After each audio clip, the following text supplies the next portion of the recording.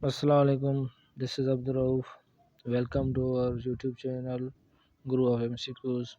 Today we will also discuss about some important Sindhi MCQs regarding test of secondary school teachers. अॼु असां जेको आहे सिंधी जा जेके मोस्टली इम्पोर्टेंट MCQs आहिनि जेके असां जा SST टेस्ट में अची सघजनि था त उन्हनि जे बारे में असां कुझु डिस्कस कंदासीं। मोस्टली असां हिन मां जेके आम क्वेश्चन आहिनि उहे डिस्कस कंदासीं, बाक़ाया असां उन्हनि खे छॾींदासीं।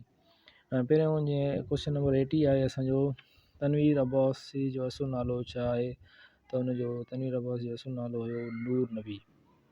ॿियो असांजो सुवालु आहे त विॼारे तनक़ीद ते लिखियलु किताब जो मुसनफ़ केरु आहे? उहो आहे मुमताज़ मेहर साहब।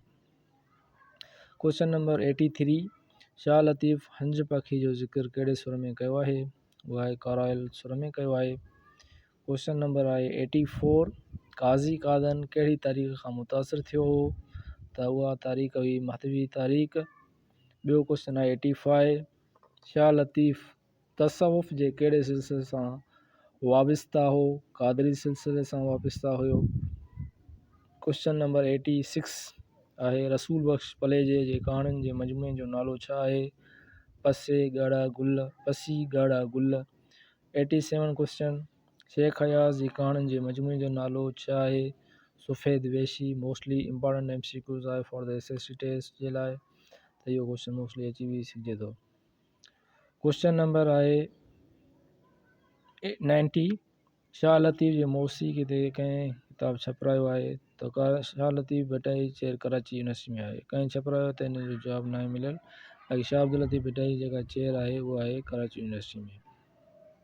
सचल सरमद जी चेयर जेका आहे शाह अब्दुल लतीफ़ यूनिवर्सिटी खैरपुर में आहे।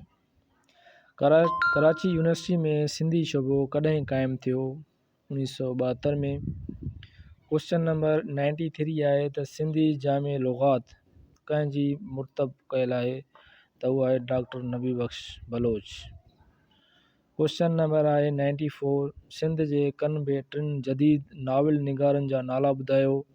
पहिरियों आहे परवेज़ अबड़ो, गुलाम नबी मुग़ल, महताब महबूब।